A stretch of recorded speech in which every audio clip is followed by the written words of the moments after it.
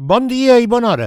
Vet aquí l'essencial de l'actualitat avui, divendres 20 de desembre del 24.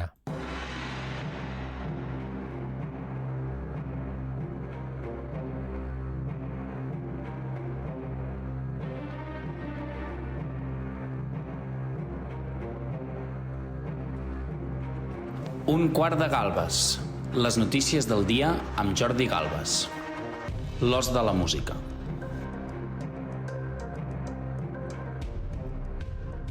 El president rus Vladimir Putin diu que està preparat per reunir-se amb Trump en qualsevol moment. Ahir dijous va dir això, que en qualsevol moment ell i el president electe nord-americà Donald Trump es poden trobar, i ho va dir en una sessió anual de preguntes i respostes davant de la televisió russa, de la televisió pública russa. Putin també va abordar la situació a Ucraïna i a Síria, així com el seu duel personal amb Occident. Avui tot el món mira la sentència del cas de la senyora Gisèle Pelicot, el cas d'aquesta dona que s'ha sotmès voluntàriament a l'exposició pública durant un procés judicial exhauridor amb un motiu: combatre la cultura de la violació, combatre la impunitat de la violència sexual. El seu exmarit, Dominique Pelicot, ha estat condemnat a 20 anys de presó per drogar-la, violar-la, oferir-la a més de 50 homes i després enregistrar totes aquestes perversions durant 10 anys.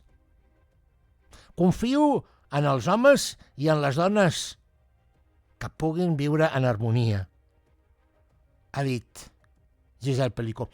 En ocasió de les festes de Nadal i de Cap d'Any, els diputats de l'estat espanyol tindran més d'un mes de vacances i les darreres sessions parlamentàries no han deixat ningú indiferent. Carlos Mazón va protagonitzar ahir un cop més una cerimònia vergonyosa de la incompetència, de la barra.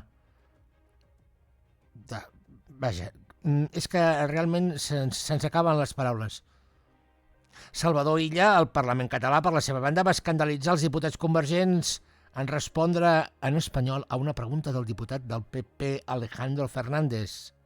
Són les 7:02, gairebé 3 ja, i Catalunya ja fa estona que treballa.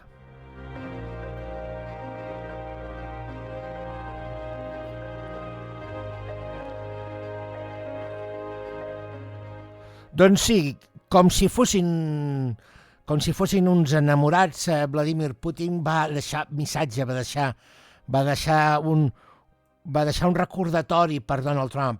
El president de Rússia va dir ahir dijous que estava disposat a reunir-se en qualsevol moment amb el president electe dels Estats Units, el qual va demanar un alto al foc i negociacions entre Ucraïna i Rússia. Això s'ha fet durant un programa de preguntes i de respostes a la televisió russa, que és una de les poquíssimes vegades en les quals el president rus respon a preguntes de periodistes, a preguntes que no estan totalment controlades. La vaguetat que envolta el pla de Donald Trump desperta preocupació a Ucraïna. Si mai ens trobem amb el president electe Trump, va dir, estic segur que tindrem molt a dir-nos. És que gairebé és amor, va dir, perquè es veu que fa més de 4 anys que no enraonen. De veritat, fa més de 4 anys que no enraonen? Bueno, si ells ho diuen, molt bé. Putin va assegurar que Rússia està preparada per a un diàleg amb Ucraïna, però només a partir de les realitats del terreny. Els polítics sempre parlen d'aquestes maneres estranyes. A partir de les realitats del terreny vol dir que Rússia no retornarà ni un quilòmetre dels territoris que ha conquerit. I també s'ha de dir que Putin va rebutjar qualsevol treva, perquè això permetria a l'exèrcit ucraïnès prendre's un descans i rearmar-se. El president ucraïnès Volodymyr Zelensky, que està fermament en contra d'aquestes converses doncs ha qualificat la posició de Rússia com inacceptable, perquè demana garanties sòlides. Putin ha mostrat en l'entrevista d'aquest dijous la seva confiança en la victòria russa, dient que la situació canviarà radicalment al front d'Ucraïna en les properes setmanes, perquè les tropes russes avancen a un ritme sense precedents des dels primers mesos de 2022. El president rus va admetre no saber quan, això sí, quan el seu exèrcit aconseguirà fer retrocedir les forces ucraïneses a la regió russa de Kursk, on de moment estan ben situats, on encara hi ha centenars de quilòmetres quadrats sota domini de Kíev. Els derrotarem absolutament, va dir ahir Putin. Els derrotarem, perquè tot això també és una cursa d'alta tecnologia, perquè Rússia té un nou míssil, Oreshnik, una arma moderna que pot, atenció, portar una càrrega nuclear i atacar milers de quilòmetres de distància. Vaja, sembla que estigui parlant Khrushchev. Sembla que el temps no hagi passat. Llançarem una onada i veureu el que passa, va dir. També va dir que la caiguda del règim de l'Assad no ha estat a Síria, tot el que ha passat a Síria, no ha estat una derrota per Rússia. Doncs es veu que no. Perquè el destí de les dues bases militars russes a Síria es mantindrà. Bé, és una manera de veure-ho. És una manera de veure-ho. Però ja sabem que a la guerra d'Ucraïna ell en diu l'operació especial. Putin és un ex-agent del KGB. Anomenar les coses pel seu nom no és una de les característiques de Donald Trump. I en aquest sentit, el seu llenguatge no inspira confiança a cap dels comentaristes polítics, els periodistes que analitzen la situació.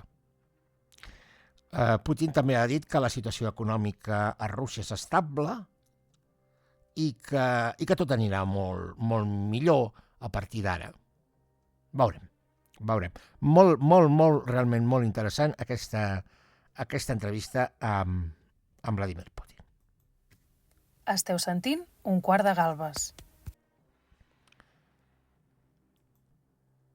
Com us deia, la gran notícia que avui tot el món està llegint, si està interessant, és en el cas de la senyora Pelicó.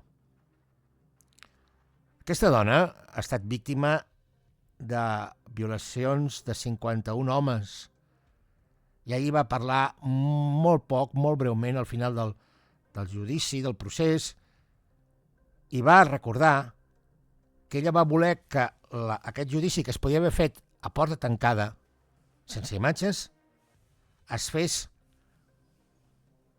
davant de tothom, que tothom pogués enregistrar.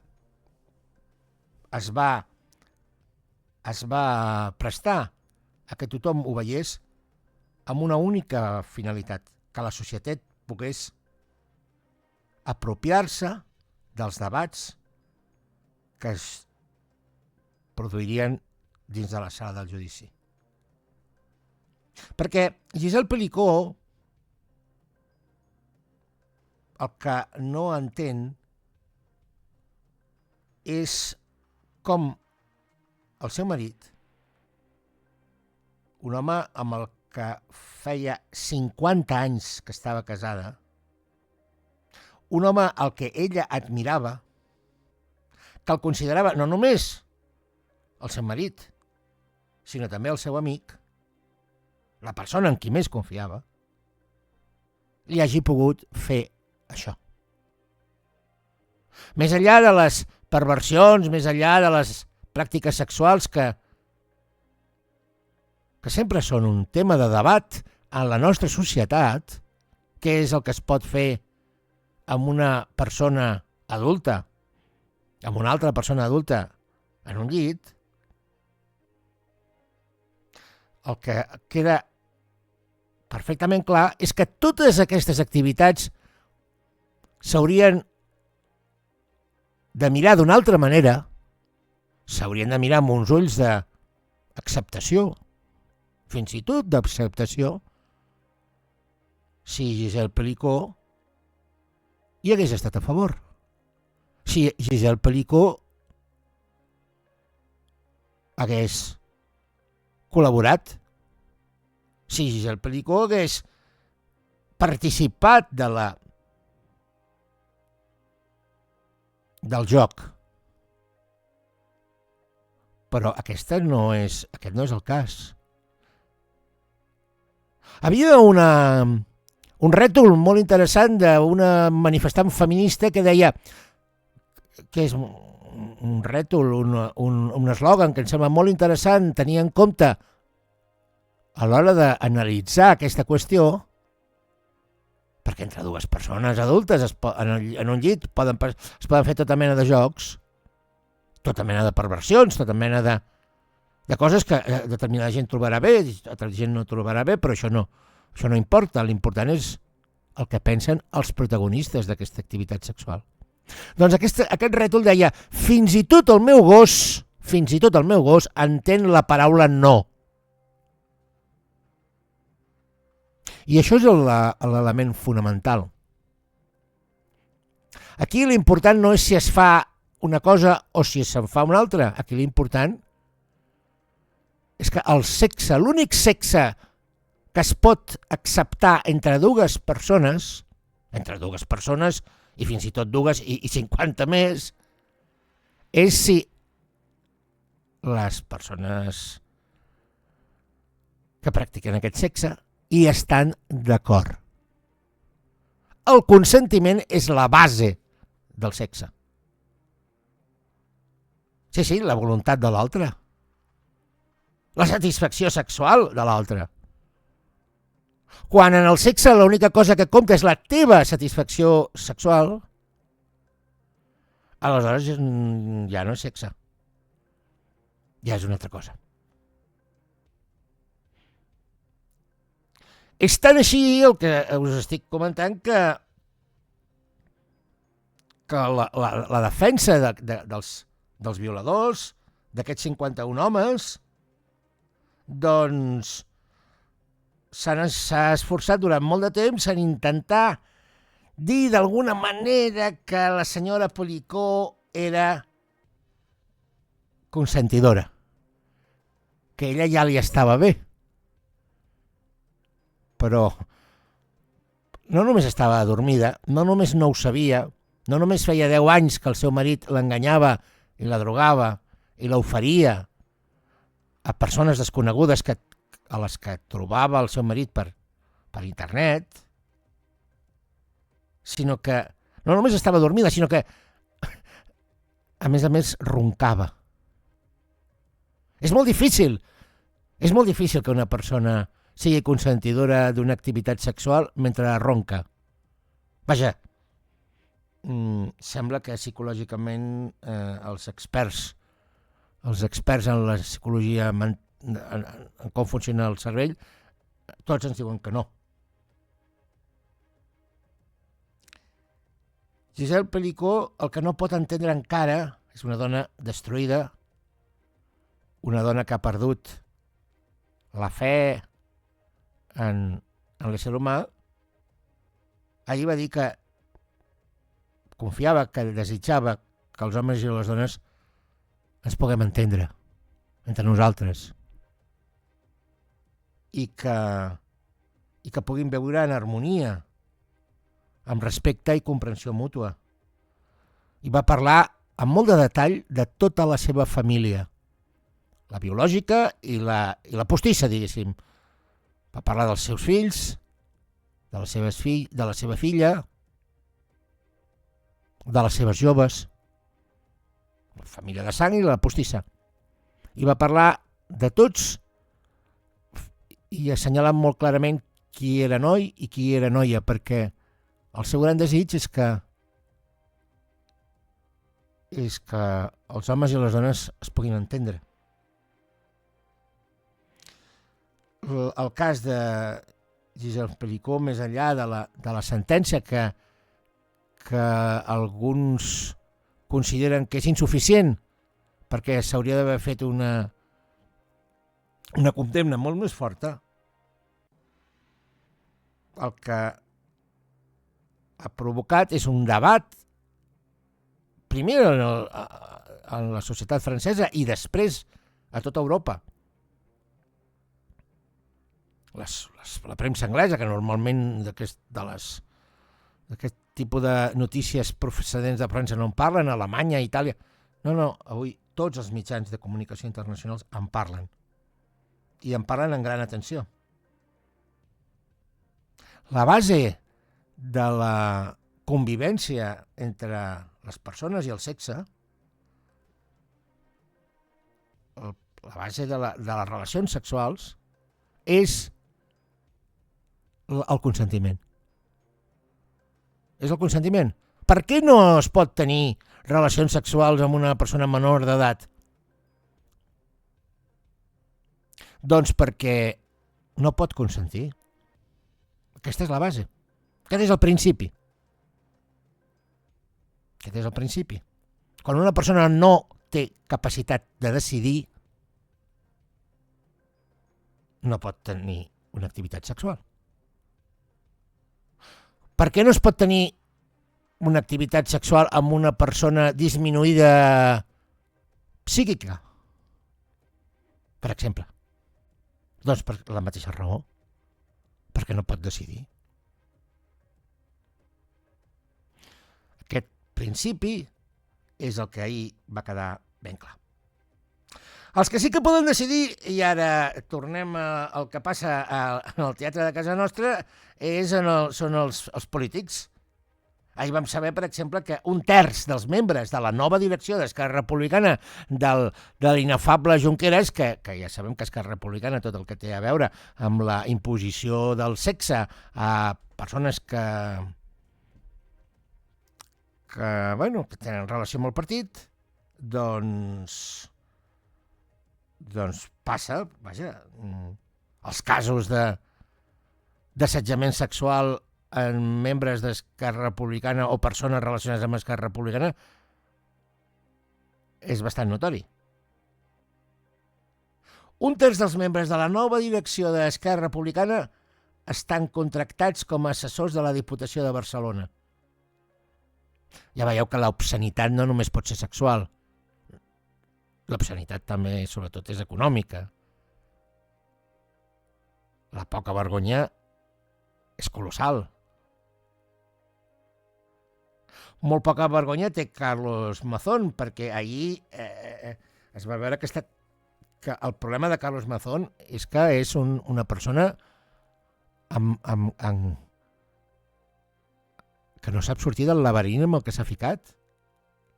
La sessió de control d'ahir a les Corts doncs va posar en evidència que un govern amb Carlos Mazón al davant simplement no pot funcionar perquè és un incompetent absolut.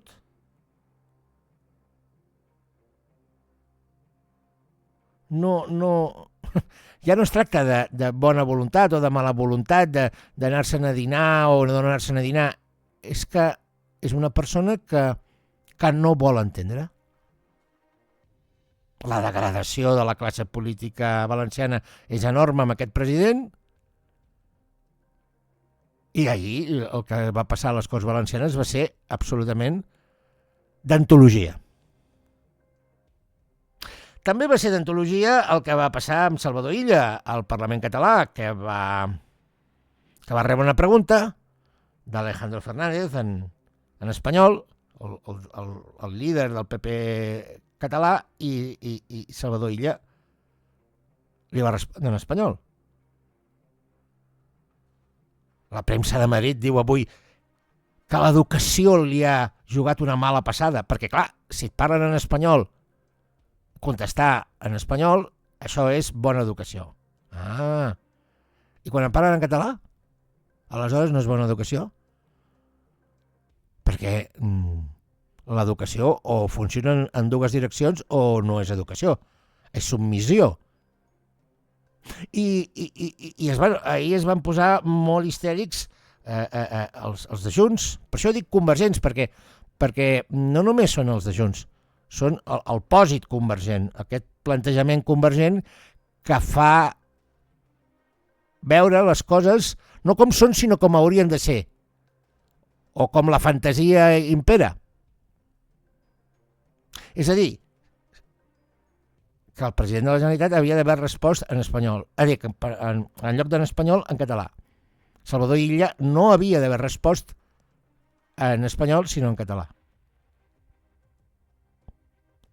I se'n van queixar els de Junts, la CUP i Aliança Catalana. Però en això estan tots d'acord, en fer comèdia. Anem a veure.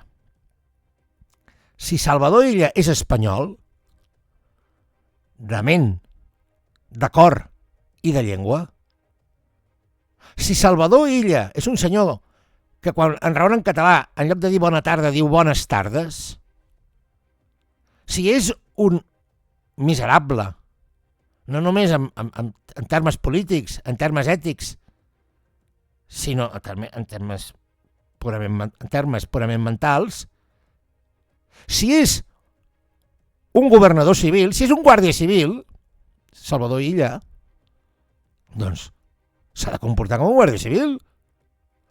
Si la seva llengua és l'espanyol, perquè l'espanyol el parla bé, sense errors. És el català el que parla malament.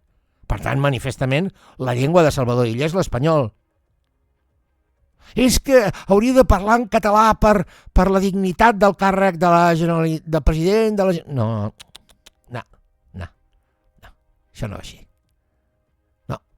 Voleu que parli en català perquè no es vegi tan clarament que esteu col·laborant amb Espanya. Perquè no es vegi tan clarament que Salvador Illa és un guàrdia civil. Perquè amb qui s'entén Junts? En tants ajuntaments, en tantes comissions del Parlament de Catalunya. Amb qui s'entén Junts?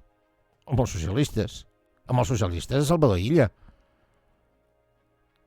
O no hi va anar dues vegades el president Pujol a beneir el nou president, a legitimar el nou president de Catalunya, Salvador Illa? Clar. A qui està fent costat Esquerra Republicana? A un espanyol. Clar. Llavors no digueu que ha de parlar en català. Per què ha de parlar en català? Per enganyar el personal? No, si és espanyol, que parli en espanyol. Que tothom vegi a quin nivell de degradació està arribant el món convergent avui dia. S'està autodestruint, s'està desintegrant, perquè l'única cosa que vol és que es faci comèdia. Ahir només va faltar les Nadales d'una persona que també li passa com a Carlos Mazón, que és Josep Rull, que és una persona que té una limitada capacitat d'entendre la realitat. Vaja, és un babau, per dir-ho en termes que intenten ser respectuosos. Potser es mereixeria un altre adjectiu. Deixem-ho en babau. Amb el que està passant, tots allà agermanats, espanyols, i més espanyols i col·laboracionistes, allà cantant Nadales com si... Clar, home, va dir algú a internet, cobrant el que menys cobra, 8.000, 9.000 euros al mes, doncs clar que canten Nadales, home, si estan tan contents. Tots allà abraçats. però però no dieu que estem patint la colonització espanyola i que és intolerable i que estem en una situació que... I després esteu allà abraçats cantant Nadales? I després surt Sílvia Orriols i diu que els almogàvers han arribat al Parlament. Però si els almogàvers, la primera persona que li tallarien el coll és a Sílvia Orriols. Però Sílvia Orriols sap qui eren els almogàvers? Sap que almenys la meitat o més dels almogàvers eren àrabs? Sí, àrabs. Que raonaven català, sí. Àrabs. Musulmans. Ho sap això, Sílvia Orriols? Sap què vol dir la paraula almogàver? Sap què vol dir la paraula adalil? L'adalil era el cap dels almogàvers. No, és que no han llegit, aquests polítics d'Aliança Catalana no han llegit la història. Han sentit resums, han sentit veus, han llegit tuits. Aquestes són les persones que ens han de...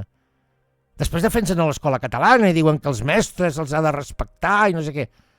Però si els que no respecteu els mestres sou vosaltres, que menys teniu el coneixement, la ciència, la informació a cada vegada que obriu la boca, que us en refot tot. Us és ben bé igual. Tots els diputats haurien de fer un concurs, aviam quin és el més ignorant, i estaria la cosa bastant renyida. Per què? Perquè tenim una classe política on no hi ha ningú que tingui un batxillerat com Déu mana. I es dedica com l'altre dia, com el senyor Giró, a parlar de l'americana i de la corbata, de si es pot portar trajo, vestit i corbata, i si els lladres d'avui dia porten vestit i corbata. Però anem a veure, Giró, vostè no sap el que ha passat als Estats Units, que un senyor que es diu Mangione, Luigi Mangione, sembla que ha assassinat a un executiu d'una empresa d'assegurances que anava amb vestit i corbata?